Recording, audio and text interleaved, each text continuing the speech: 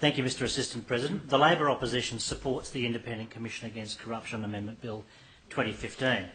On the same day in April that the High Court of Australia delivered its judgment in the Cunneen matter, the Labor leader Luke Foley MP stated, and I quote, "I believe the Parliament needs to consider legislating to strengthen the ICAC's powers to fight corruption. Labor wants to see a powerful statutory corruption fighter," unquote. Since that time, Mr Assistant President, the Labor opposition has worked with the Premier to ensure that the Independent Commission Against Corruption is given the legislative powers it needs to effectively combat corruption. To that end, Labor gave full support to the establishment of an independent panel to review the jurisdiction of the ICAC. That panel consisted of the former Chief Justice of the Supreme Court of this state and of the High Court of Australia, the Honourable Murray Gleeson AC, and Mr Bruce McClintock SC, an outstanding counsel who also conducted the statutory review of the ICAC legislation of this Parliament in 2005. The bill, now before this chamber, draws on the recommendations of this panel, and the amendments to the Substantive Act strengthen the powers of the ICAC. On the 26th of May 1988, in the other place, the former Premier Nick Greiner spoke to the bill that established the institution, and he said, and I quote, "Nothing is more destructive of democracy than a situation where the people lack confidence in those administrators and institutions that stand in a position of public trust. If a liberal and democratic society is to flourish, we need to ensure that the credibility of public institutions is restored and safeguarded, and that community confidence in the integrity of public administration is preserved and justified," unquote. He went on to say that the definition of the legislation had been framed to include everyone who is conceivably in a position of public trust. There were to be no exceptions and no exemptions. Under the leadership of Bob Carr, the establishment of this important institution was supported by the Labor Party in 1988. In our view, the ICAC has served the people of New South Wales well since that time. This bill will hopefully ensure that the ICAC continues to serve the people of this state well. The overview of the bill records the history that led to it. The legislation seeks to implement the recommendations of the panel consisting of Murray Gleeson and Bruce McClintock, I mentioned earlier. The panel resulted from a challenge to the jurisdiction of the ICAC in the now well-known case of ICAC versus Cunneen. That decision focused on the meaning of Section 8, Subsection 2 of the Act and on the meaning of the expression "adversely affect the exercise of the official function of any public official." The question was, did it mean adversely affect the probity of the exercise of the function, or did it mean adversely affect the effectiveness or efficacy of the exercise of the function? And a lot depends on the approach you take to that question. The High Court took the narrower definition rather than the more expansive definition. This is despite the fact that the Independent Commission Against Corruption and those who had had dealings with it, and the 2005 statutory review conducted by Mr McClintock, all assumed that it was the wider view of the ICAC's jurisdiction that was the legally correct one. It informed the way in which the ICAC had conducted its business, issued its reports that had been tabled in the Parliament. In my view, I think there was a broad understanding of what ICAC's jurisdiction was. The High Court, however, took a different view. As a matter of law, of course, the High Court is always correct. However, I prefer the view and the judgments of Chief Justice Bathurst of the Supreme Court of New South Wales in his Court of Appeal judgment, and of the judgment of Justice Gageler in the High Court to that of the majority of the High Court. As a matter of black-letter statutory interpretation, I think the majority of the High Court engaged in what lawyers like to deride as judicial activism. Oh, no. They did the very thing in interpreting 8.2 that the balance of Section 8 says you cannot do. big red light saying you cannot look at it this way, but they did. As I indicated, the High Court, as a matter of law, is always right. I think, however, that the High Court, disturbed by the Cunneen inquiry, took a far too sweeping approach to pruning back what it was that the ICAC could look into.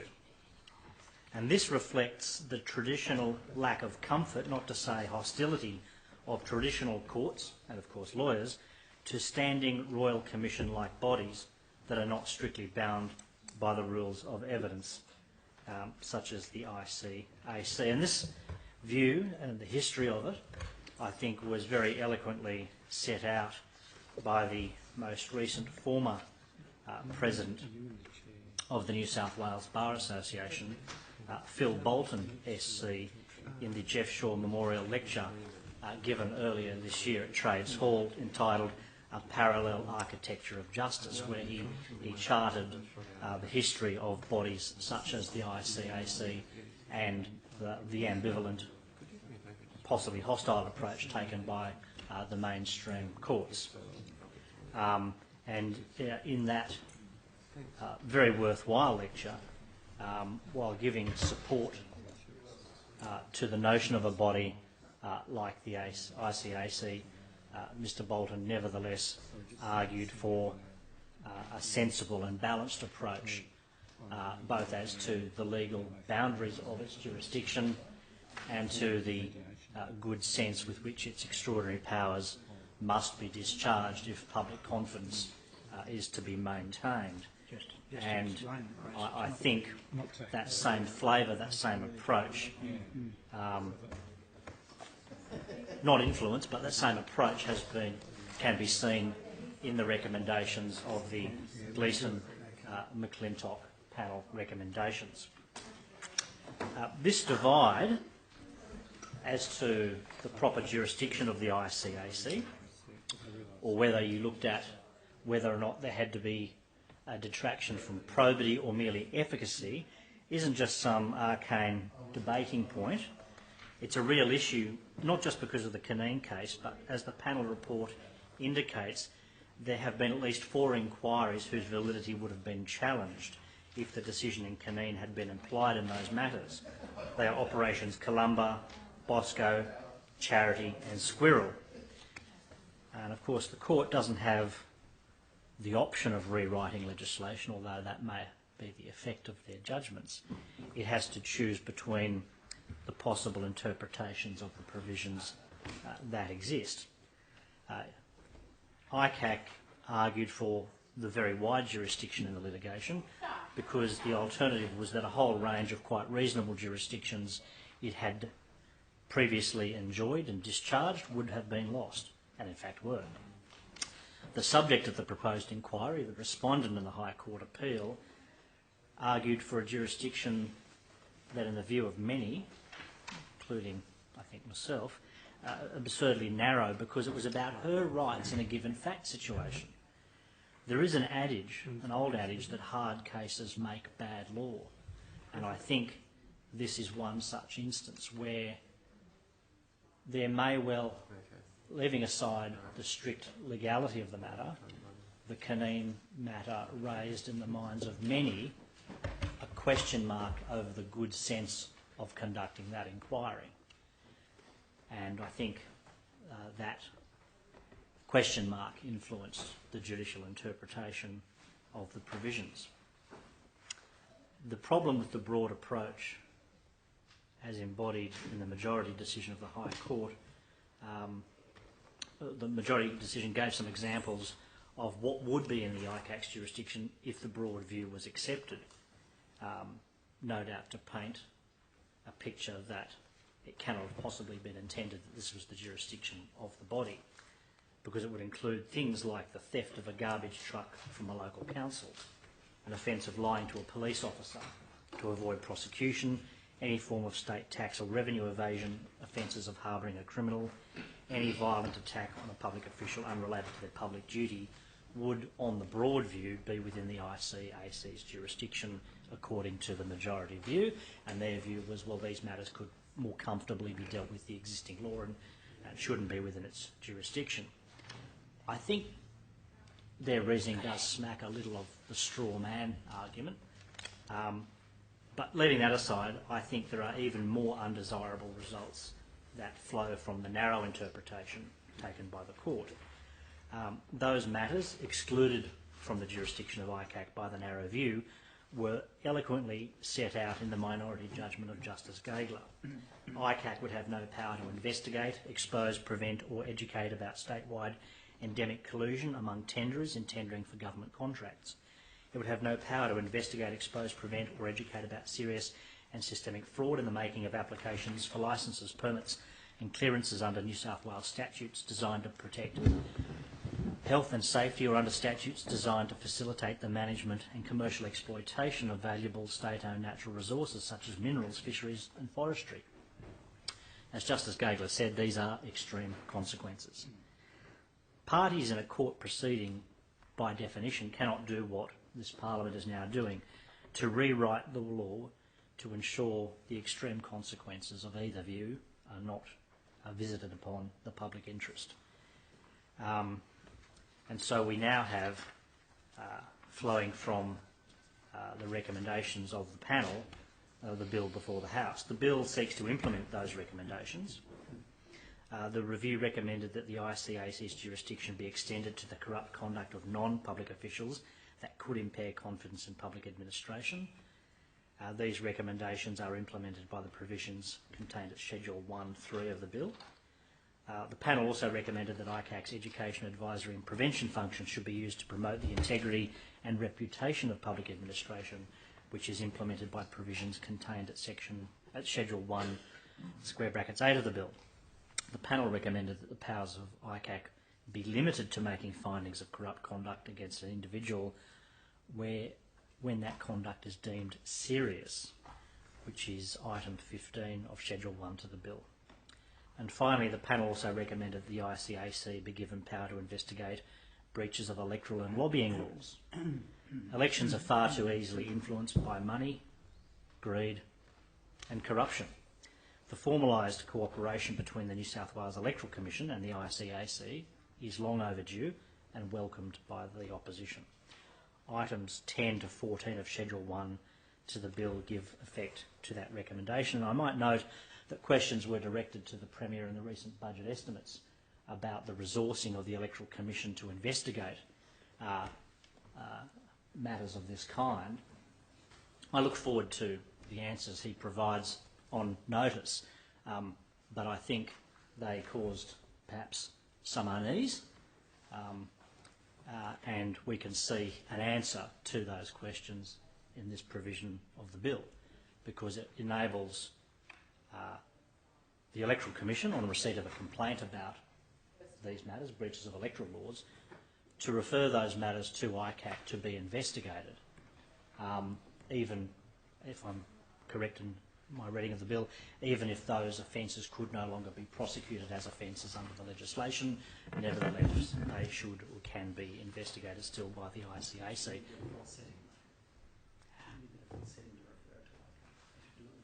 Well, I acknowledge that interjection, and it would be best, of course, if the Electoral Commission was adequately equipped and resourced to do those investigations itself, particularly when complaints are made during a campaign about the conduct of a campaign. But nevertheless, this is at least a partial answer. But again, we'll see what the Premier has to say in his answers on notice.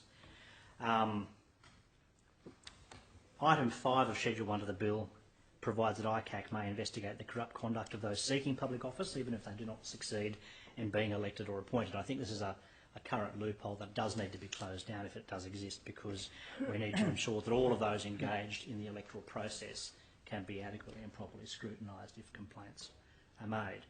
Taken together, these are significant amendments to the Act that will ensure that those who seek public office do so in the public interest rather than for private gain or advancement. Turning in more detail to the provisions of the bill, one of the primary recommendations of the panel relates to the Section 8 issue and ICAC's jurisdiction over people who are not public officials, and the panel does propose, and the bill does propose, a sensible solution.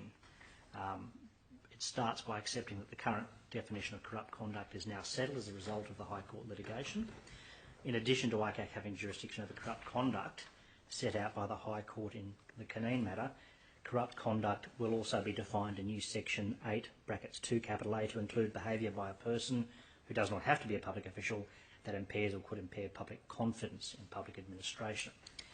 To be within this new additional definition of corrupt conduct, it must be, the conduct must be such that it could include collusive tendering, fraud concerning licences, permits and other authorities under legislation designed to protect health and safety, the environment, or facilitate the management and commercial exploitation of resources, dishonestly obtaining or benefiting from the payment, application or disposition of public funds or assets for private advantage, the forwarding of public revenue, or fraudulently obtaining or retaining employment or appointment as a public official. This gives a significant scope to investigate persons who are not public officials, without including, for example, someone who steals a council-owned garbage truck, which may adequately be dealt with under other laws. The panel also made other recommendations which are included in the bill relating to the education, advice and corruption prevention functions, which will be able to be used generally to promote the integrity and good reputation of public administration without restrictive definitions applying. The bill will also limit the powers of ICAC to make findings of corrupt conduct against an individual to cases where the corrupt conduct is quote unquote serious. New Section 74 capital B capital A provides in subsection 1 that the Commission is not authorised to include in a report under Section 74 a finding or opinion that any conduct of a specified person is corrupt unless the conduct is serious corrupt conduct. This is an effort to restrict the focus of the ICAC to serious corruption, which was the original intention at the body's establishment.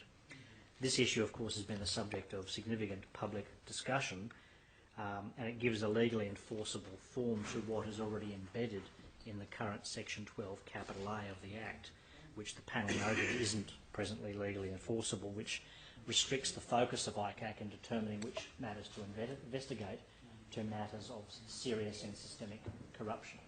It's meant to inform their deliberations and presumably does so, but now there is a new and stronger and enforceable form of that obligation. Of course, the term serious is not defined and will no doubt offer a basis of court proceedings at some point, and I don't say that as a criticism of the bill or indeed of the panel, because it is difficult to reduce that term or to elaborate upon it beyond the use of the term. It's an ordinary English word. It should be given its ordinary and unrestrained meaning, but inevitably when you are designing a system operated by persons being fallible, reasonable minds legitimately differing in assessing fact situations, it will of course be a matter for judgment, and hopefully a matter for sound and sensible judgment on the part of those persons, given the serious responsibility of discharging the weighty obligations under this legislation upon the ICAC, its officers and those engaged in connection with its investigations and hearings. The truth, of course, is that those who wish to impugn ICAC inquiries in the appellate courts will seek to do so in any event. That is unavoidable, but the Parliament, acting on the recommendations of the panel, is doing what it can to, in a statutory form, seriously focus the attention of the ICAC going forward as to the matters it ought to look at. The provision in Section 74BA1 relates only to findings of corrupt conduct. That is, there can be a whole range of other findings, as Section 74BA2 makes explicitly clear. It does not have any restriction or behaviour, any restriction on the behaviour and activities by ICAC that are otherwise lawful, most obviously its investigations. The provision merely stops the use of the word corrupt unless it's serious corrupt conduct. The potential reputational damage that flows from such a finding is obviously important, but it's important not to argue that it is broader than it actually is. The provisions of Section 8.2 capital A apply to people who seek to become public officials but do not actually achieve it. The other significant element of the bill is Section 13 capital A, which adds a significant additional jurisdiction to ICAC, which I've mentioned, which is radically different to the current architecture, which is the function of investigating matters referred by the Electoral Commission. This is not based on corrupt conduct, and therefore it's a considerable broadening of what ICAC can investigate, and this is balanced by it being only matters specifically referred to the ICAC by the Electoral Commission, and by having a number of additional safeguards which do not apply to other ICAC investigations. But those other investigations have to be into corrupt conduct, while this new jurisdiction is based upon a different standard, that is potential breach of the electoral and lobbying laws. Of course, ICAC will continue to have its existing jurisdiction to investigate corrupt conduct into electoral matters and related issues unrestrained by the provisions of Section 13 capital A. The Gleeson-McClintock report deals with these issues and makes suggestions as to change without making recommendations. The panel's reluctance to do so was based upon the assumption that electoral or lobbying misconduct is uniquely an issue for the Parliament. Such misconduct involves the breach of one of three pieces of legislation: the Parliamentary Electorate and Elections Act 1912, the Election Funding, Expenditure and Disclosures Act 1981, and the Lobbying of Government Officials Act 2011. The ICAC suggested that its investigation into Operation Spicer into breaches of the Electoral Funding, Expenditure and Disclosures Act was prevented by the Cunneen decision.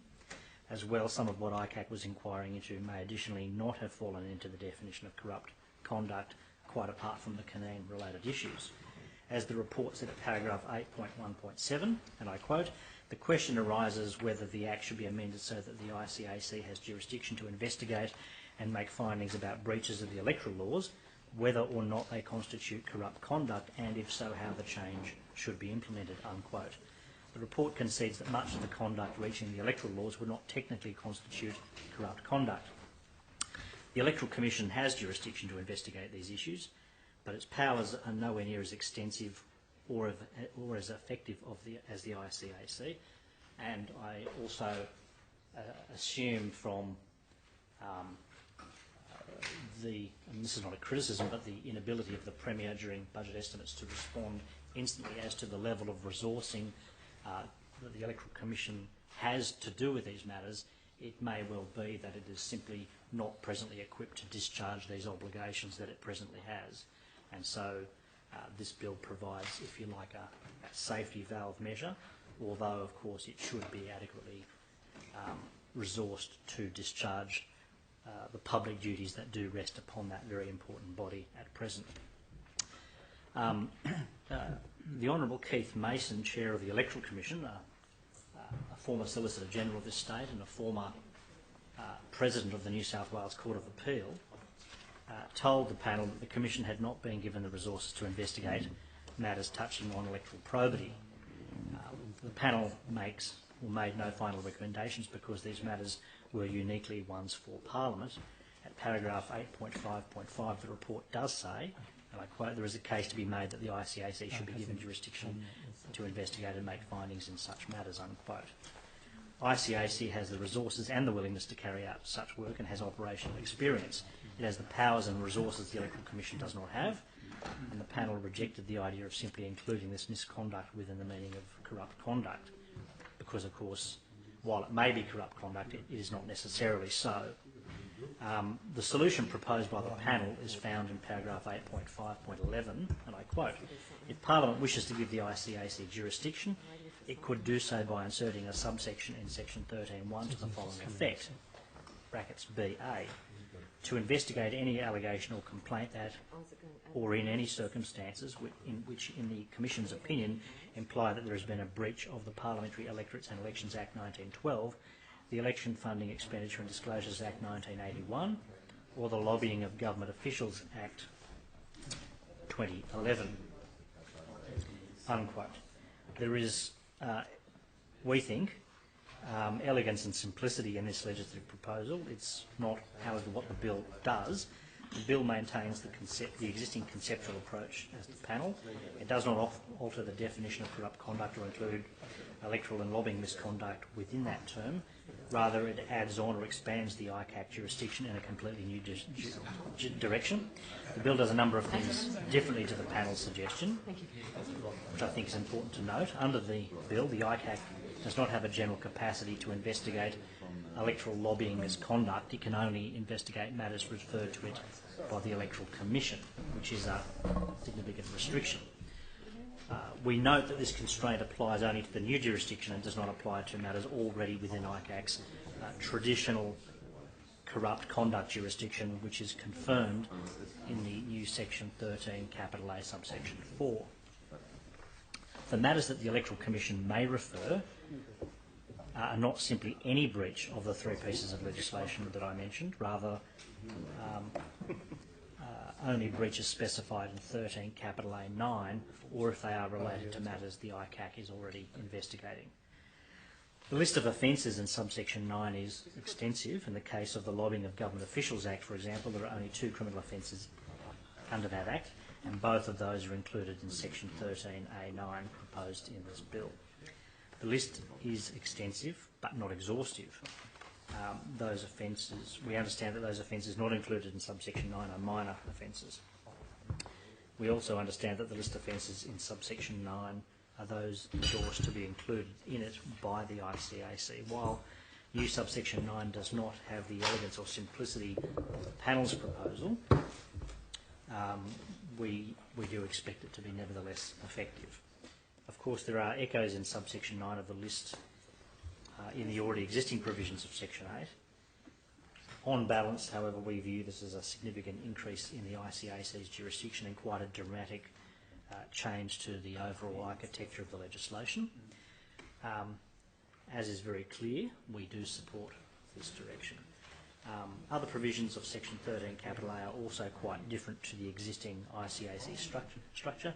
Subsection 3 has a specific provision for the ICAC to discontinue its investigations.